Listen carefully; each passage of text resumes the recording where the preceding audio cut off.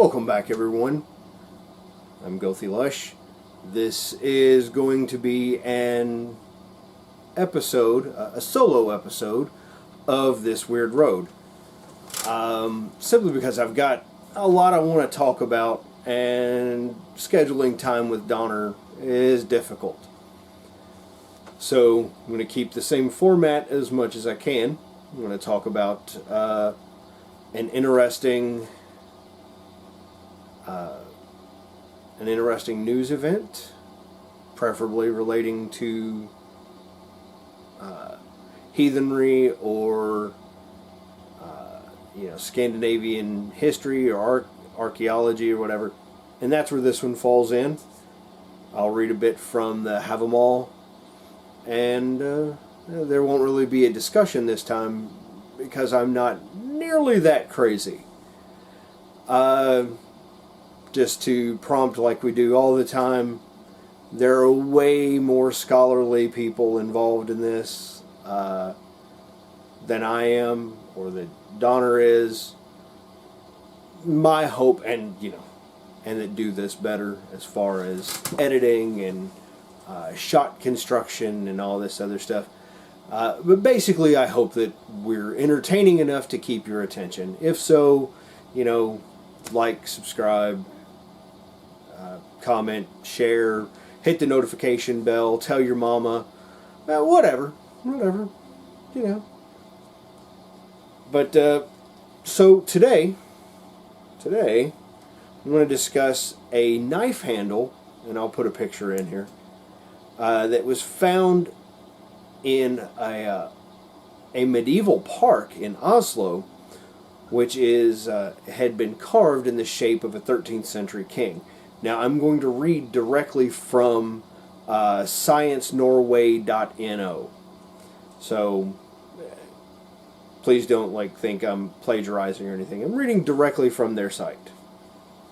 The medieval park is located in the borough of Gammel, Oslo, which literally means Old Oslo. It is a borough that can trace its history back to more than 1,000 years. Archaeologists from the Norwegian Institute for Cultural Heritage Research, NICU, have since August been working their way through the layers in order to secure traces of the past. We'll keep going until March next year, so that means we're about halfway through this dig, says archaeologist Mark Oldham. Project, that's a decidedly Caucasian or Anglo name for Norwegian. But anyway, Mark Oldham, project manager for the excavation. On December 8th, the archaeologist and Ingeborg Floa Granhag found that's more Norwegian. Found a small artifact, a knife handle in the shape of a man. The man wears a crown on his head and has a bird on his arm, or in his arms. We think it is a king holding a falcon, Oldham says to Science Norway.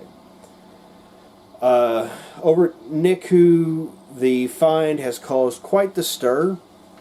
The archaeologists believe this may be the oldest example of an artifact depicting a falcon hunt in Scandinavia.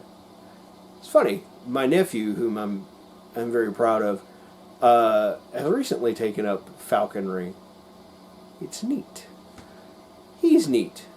I hope he watches my videos and knows that I think he's neat. The knife handle is probably made of antler, according to project manager Oldham. I'll place that second picture in here. The figure is 7.5 centimeters long and has a flat oval cross section. It is one of the earliest Scandinavian representations of the noble sport of falconry. It's easier to date royal items. Art historian Kjartan Hallglid. I'm not sure. I absolutely murderlated that name. from Niku has dated the artifact to no later than 1250. So, pretty old. The king's robes are very typical of the first half of the 13th century. He says datings are, however, not always correct, he cautions. The artists at the time were very conservative. They often copied each other. Lame. So we have a margin of error of several generations. Hey, like, America's only like 5 generations old. He says, blah, blah, blah. Hoglid also believes that the knife handle was made for a member of a royal family. Being fashionable was most likely important in royal circles. This may have belonged to a royal or a member of higher aristocracy. Aristocrat. Words. Hoglid says, the crown has 3 visible holes. Hoglid believes that the ring of gold or silver might have been attached in these holes, or that the crown itself perhaps was made in different material. It may have been a so-called Duke garland. Not even going to try that name. Oh, wait a minute. Helkin V? Hakon? Let me see if I can... I would like to pronounce this correctly if possible. And I know it's a name I should know, but I don't know if you guys know this. I have a lot of brain damage and am currently still suffering brain fog from the Rona.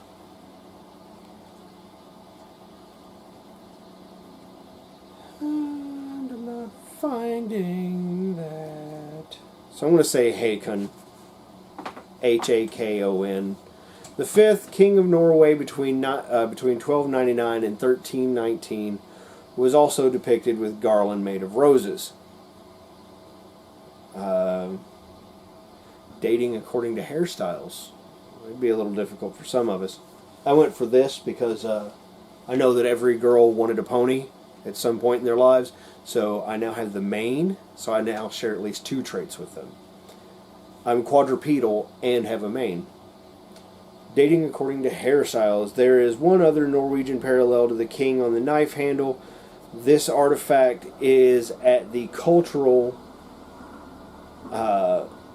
History Museum in Oslo and was also found in Old Oslo. It is most likely not quite as old as the recent find from the medieval park. I believe this is slightly younger. The hairstyle looks a little more straight than what it did toward the end of the 1200s. The hair stuck out a bit more, like the little curly swoops. 5 artifacts from the Swedish National Museum in Stockholm also spring to mind. Hoglid says 2 of the 5 are holding birds. These are also from a more recent date than the new find.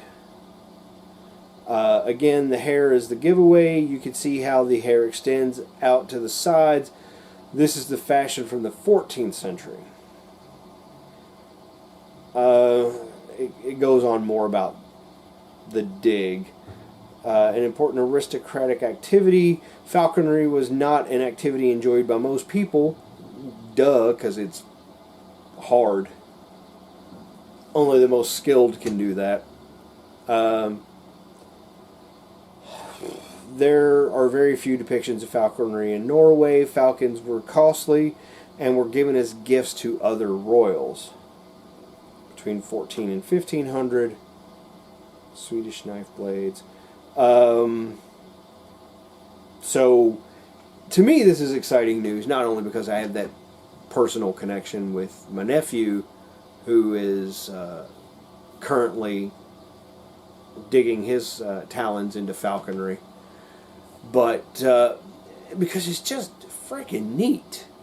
I think all of these finds are great, and an interesting thing is that once a site has been found to hold something more than a certain number of hundreds of years old, I'd have to look it up again, but basically it becomes a protected site, and that I mean, eventually all of Norway and Sweden and all these sites in Iceland are going to become, just the entire country is going to become a protected site because of this, and I'm all for it.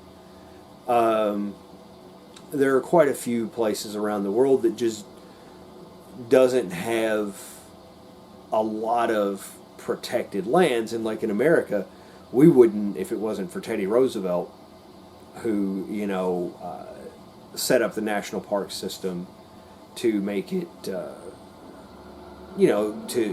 make it to where we can protect a lot of these lands that he enjoyed, and many of us do today, even if we don't acknowledge, Teddy's involvement. But I'm letting this get away from myself, and I don't even have anyone else here to talk to. That's just how cool I am. So, let's see.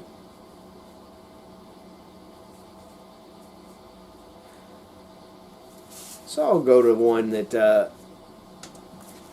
by the way, this is the version that I read from. It is Havamal from Sermundur Sigvason. I said that right. Just ask your mom. So I'll go with Havamal 18. He knows alone who has wandered wide and far has fared on the way. What manner of mind a man doth own, who is wise of head and heart. Now, I just picked this one at random to read, so my interpretation is going to be in the moment here. I feel that what it's saying is that those who have traveled and have experienced life, they know more in depth, and they have a better means of inspecting different perspectives than, someone who's never left their hometown. Which, I mean, other than the occasional jaunt across the river, I was in my 20s before I ever left my state. I live here in Kentucky, but now I've been through several states in the United States. And if you're not from here, and I'm fairly certain the statistics show that all of my subscribers are American, unless you've traveled, you have no idea the scope of the American landscape. Like, it is huge.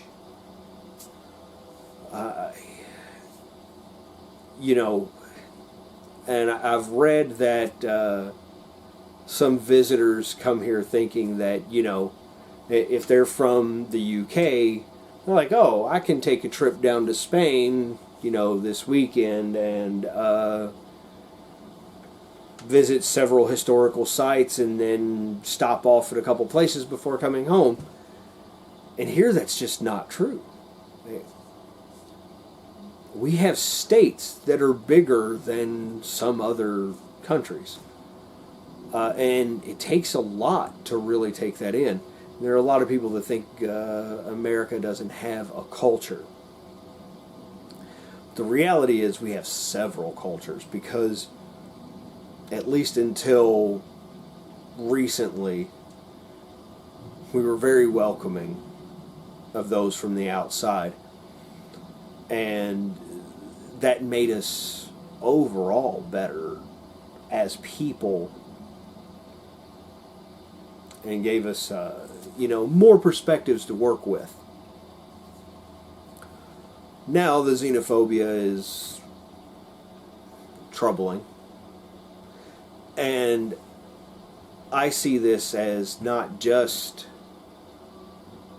those who've traveled themselves, but if you if you engage with people from other places or who have traveled, you can learn from them as well. You can absorb their wisdom. So there's not going to be any back and forth this time because I'm not nearly that crazy. So I'm going to go ahead and wrap this here. We're going to pretend Donnir said his thing. I'm going to say mine. Folks, keep your wits as sharp as your swords. And until next time, have a great day. Thanks.